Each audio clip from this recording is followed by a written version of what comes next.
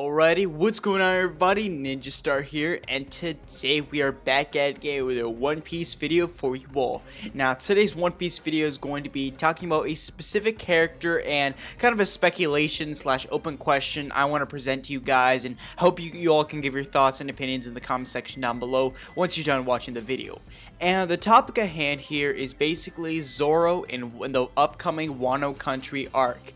Now if you guys don't know, after Whole Cake Island, we are going to get at least 2 One Piece arcs, from the way things are looking out, from what was confirmed last year. It's going to be Reverie and Wano Country. Now, Reverie is kind of going to be like a mini arc, alright? Nothing too big. It's not going to be like a Dressrosa, not going to be like a Whole Cake Island. In fact, I wouldn't even say it's going to be as long as Zoe, because Zoe was only like 23 chapters, and that's an okay length for an arc, but I still feel like Reverie is only going to be like a few chapters, but its impact of the story is really going to be there, as we're going to learn a lot of new material that's going on, in the One Piece world at the moment that we haven't really paid attention to and everything. So Reverie is just definitely going to be a good arc. And with Wano, Wano has been hinted so much, especially in Zoe, and it's been hyped up so much that people are actually wanting to. I think actually a good reason why people don't like Whole Cake Island is because they just want to go straight to Wano, and I don't really agree. I think that you're gonna need some build up. Wano can't just come immediately. You're gonna want to build things up to get the hype going. Then when Wano actually drops,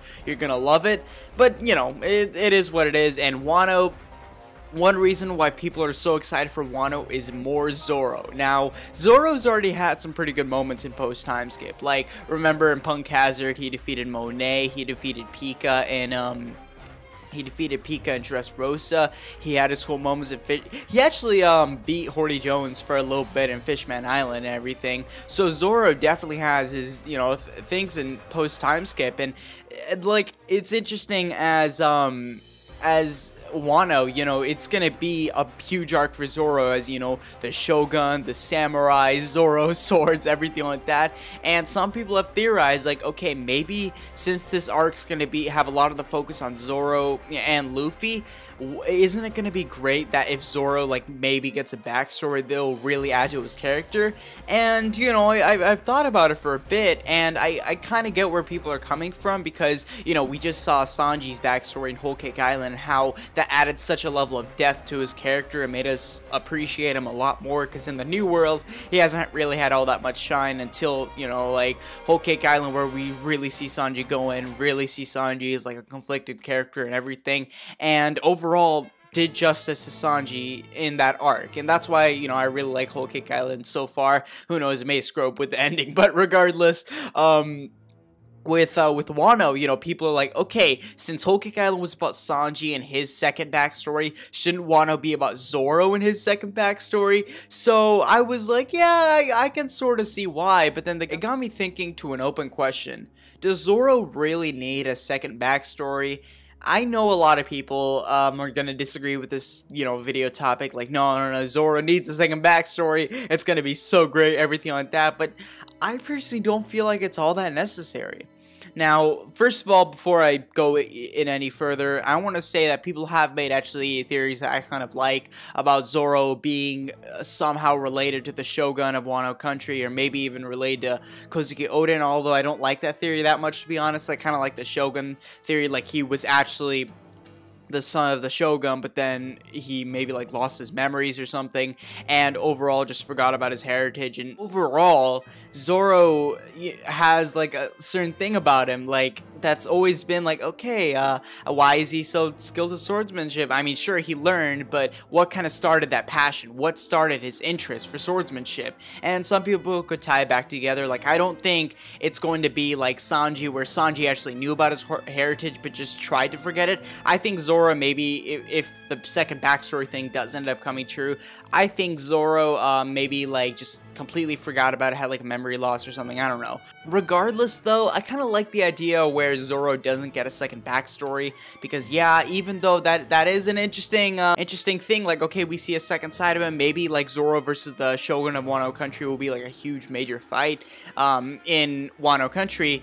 I feel like Zoro just being this random orphan who didn't really know all that much, just kind of had a passion for swordsmanship because he found it interesting or something like that, and then just goes from this little guy to immediately the greatest swordsman in the world. I like that a lot more, because if he was already the son of the Shogun, if he already had like a little bit of an advantage, it doesn't feel as right. So I like it a lot more when it's just some random guy, random moss-head kid who just wouldn't seem like much, become the greatest swordsman in the world. Because we all know at the end of the series, Oda's even said this, the Straw Hats are going to reach each of their dreams, and of course Zoro's is be the greatest swordsman in the world. So we know that's gonna happen, and I feel like Zoro doesn't necessarily need a second backstory, but it would be interesting. Now, changing subjects a little bit here, some people have theorized that Kuina is actually alive. I know you've probably all heard that if you've been in the One Piece like theory community and everything like that. Some people like speculate, like I think the most common one tends to be like Kuina's actually Tashigi and she lost her memories, and then maybe that's why, you know, Tashigi's good at swordsmanship, or maybe, you know, like it kind of depends. So that's why Zoro's like, okay, yeah, you two look really similar. Or maybe, you know, it's something else which I'm about to get into. It's going to be the fact that Kuina is actually a revolutionary. Now, there's been some evidence to this that I think people have brought up. I can't name the exact names at the moment because it slipped my mind. It's hard to find because I know this theory has been spread around throughout the years, so there's not really one specific person.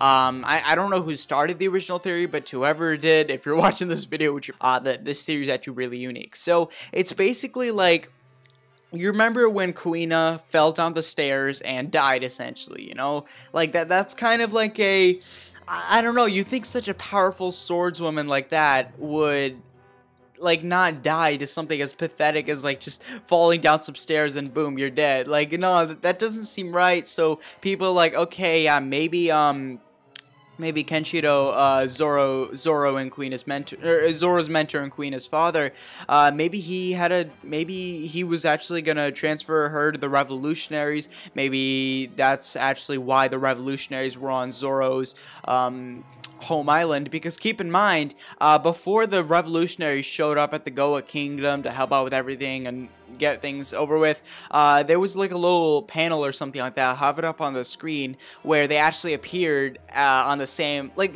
their little ship was on the same island as the one Zoro was training at and everything. So it's interesting to think about, like, okay, maybe they actually did take Kuina in, and then maybe Kuina knew this whole time, and then Kenshiro just wants to push Zoro even further to take upon this loss, because he didn't seem all that upset at her funeral, you know? Like, I understand, you know, Kenshiro doesn't seem like too much of an emotional guy, but maybe, like, the reason he's not as, like, depressed or anything about it is maybe because he knows the truth, and he wants to keep on pushing Zoro to believe that Kuina died. And maybe Zoro has like an emotional moment at Wano, maybe the revolutionaries show up, or maybe, who knows, it'll be saved for a future arc. But if it does happen in Wano, that's going to be certainly something, and maybe we get an emotional moment where Zoro kind of, we've never really seen Zoro like this before. He just kind of, I don't know, man, I don't know. With that, I feel like I would like that to happen a lot more, because I'm just, the Zoro being like son of Shogun, I just don't feel too big on it, but it would be interesting. Now, we haven't really seen Zoro take an L like all that much in the New World, and keep in mind, he lost against Kuina like 2001 times. I believe that was the exact number. Yeah, 2001 times when they were trained together when they were younger. And like, oh my gosh, he's taken so many L's. And then, you know, the next time that he took a loss in battle was against Mihawk and the East Blue, Baratie, whatever. He took an L there, and Mihawk just told him, like, get stronger. You have potential, but you're too weak. Just get stronger, be a great swordsman, follow your captain, everything like that. And Zoro, you know, cried out to Luffy, like, Luffy, from this day forward, I will never ever lose a 1v1 again. Is that okay with you, Mr. King of the Pirates? And I will be, you know, the greatest swordsman in the world. He gave that little speech, and that was definitely a huge moment right there for not only Zoro, but One Piece, because we're seeing, like, oh my gosh, these characters' dreams, they're just strives to help the Straw Hats. One of the Straw Hats strives to get his captain's goal first of all, and even like get his own goal as well. Like that's certainly something. Like he even told Luffy, like, is that okay with you, Mr. King of the Pirates? Because, you know, Zoro does believe that Luffy's gonna be king, and this was also shown in Thriller Bark, where Zoro's like, Luffy's the man who will be king of the pirates, don't take his head. If you're gonna take someone's head, he was saying this to Bartholomew Kuma, he was just like, just take my head, I'm soon to be the greatest swordsman of the world, and it's gonna be a bargain for you. And that was, you could argue, you know, that's another time where Zoro did essentially take an L, but personally, I feel like, yeah, Zoro did lose against Kuma, Kuma got away, everything like that, but Zoro didn't necessarily end up dying, he just took all that in. It wasn't necessarily a win or loss, it was just kind of eh, and not to mention, it was out of his sacrifice to protect his captain's life. So that was certainly something, and he ended up surviving, he ended up saving his captain's life. So even though, you know, he didn't beat Kuma, he didn't lose in my eyes. So Zoro's never really taken that much of a loss against, as far as like major battles that we've seen. He defeated Monet, he defeated, he defeated Monet, he defeated, you know, Pika at Dressrosa, and yeah, that's basically, although you could argue, you know, again, bring up the whole Kuma thing if we go back a bit, Sabaody Archipelago, Zoro didn't necessarily have a fight, it was just kind of all the Straw Hats get out, so Zoro, he tried, but it wasn't really that much of 1v1 or anything. Zoro did try charging a bit, but it didn't work, so I wouldn't consider that too much of a loss. So Zoro hasn't taken that many losses since time skip. And by the way, you know, I hate to ramble on, but the reason I said all that was because of something that I think could happen in Wano that could be very interesting. What if Zoro actually does end up taking his first L since since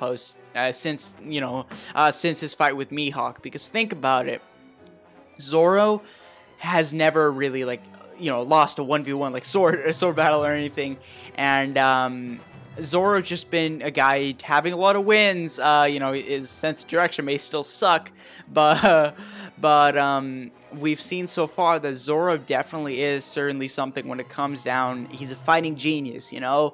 So maybe he actually does take his first loss in Wano Country. Zoro's kind of conflicted. Zoro's like, oh my gosh, what just happened? I'm losing it, you know? So Zoro is just kind of like, oh my gosh, like, he can't take it anymore. Maybe he just gets really upset or something like that. Maybe we see a moment where he doesn't even fight. Maybe he gets so, like, burned down, like, oh my gosh, I lied to my captain, essentially, and then Luffy's like, nah, fam, you good, you're good.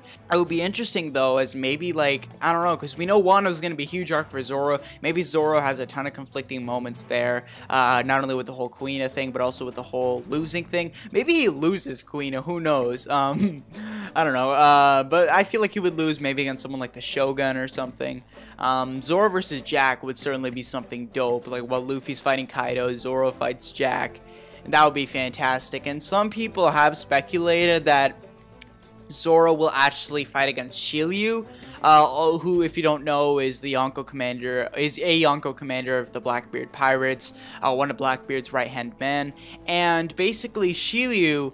The thing is, though, it's not really confirmed, but some people have made very good theories. Again, it's all speculation, so, you know, don't take what I said for facts or anything, but it's all speculation. I think it's fair reason to believe this. Shilliew may have actually eaten Jozu's fruit in the Payback War. So that Shilliew ate Jozu's fruit in the Payback War. You know, that's kind of like you may have heard that one before, but if you haven't, I'll just kind of break it down for you. You remember the Payback War like a year ago or something like that, where essentially the reminiscence of the Whitebeard Pirates, all led by Marco, took on the Blackbeard Pirates, because, you know, Blackbeard was rising up to the ranks. You know, they want to have payback for what happened, because their own captain, Whitebeard, died, and and even though, like, we haven't seen that battle, it was just, like, told about to us in Zoe, Marco and the Whitebeard Pirates, they lost really badly, and we don't even know all their whereabouts or anything. Marco's probably alive, and so probably some of the other Whitebeards, but we don't know if a lot of them probably died. And I think the fact that maybe Jozu, one of the Whitebeard Pirates, actually dies, but then his devil fruit goes on to Shilliew, like Shilliew eats it. That's actually really interesting. Let me say why. Because Jozu's devil fruit was essentially diamond, okay? He can turn his body into diamond. Diamond, you know, one of the most, like, strong substances on Earth and everything. And with Zoro, this is how it all ties back to Zoro. If Shilliew eats the diamond fruit, and he can turn his body into diamond and everything, this could be a really cool moment for Zoro, where he has to cut diamond. Because we've seen before in the Alabasta arc, this is very good foreshadowing, where Zoro was actually able to cut steel, and the steel man was Mr. One. Mr. One, you know, he definitely gave Zoro some work, but Zoro ultimately found a way to cut steel thanks to him reminiscing back to a lesson taught to him by Kenshiro, and ultimately he was able to cut Mr. One, but right before Mr. One like collapsed on the ground, he's like, so what are you gonna cut next? Diamond? Zoro says something along the lines like, yeah, that's the plan, or something like that. So it's interesting, because maybe this was Oda's hint to Zoro cutting steel, and then he cuts diamond, which is gonna be Shilliew. So if Oda does do that, that's freaking cool, I'm not gonna lie. And Zoro's actually gonna cut diamond in Wano. You know, like, I don't know, that's gonna be cool. But the thing is, though, is that, like, I don't think, if Shilliew does end up showing up at Wano Country, I don't necessarily think it's going to be like, okay, yeah, we and the Blackbeard Pirates, we're showing up here. No. I don't think the Blackbeard's going to show up at Wano. I think only Shilliew's going to show up. Maybe another person, but I don't know. And the reason I say this is because we've seen a Yonko commander appear in another arc without, you know, his whole crew. And that was Jesus Burgess in the Dressrosa arc. Jesus Burgess was not with the Blackbeard Pirates, but he is a Yonko commander, so of course he's going to be able to hold his own and everything. And he definitely did have an interesting role in the Dressrosa arc, and we got some more hints about, you know, Blackbeard, the Blackbeard Pirates, everything like that. So I think with Shilliew, if Shilliew, another Yonko commander, shows up on his own, kind of like Jesus Burgess did, that's gonna be pretty cool. You know, like, I think that's a very interesting thing right there. Maybe he heard about the whole Straw Hats going to Wano thing, and then maybe wants to foil their plans or something along those lines. That would be cool. And then Shilliew, although the thing is I prefer if Shilliew fights against Zoro in the final battle, but I have heard the Shilliew Zoro Wano theory several times before, so that's interesting. And guys, that's this long video here.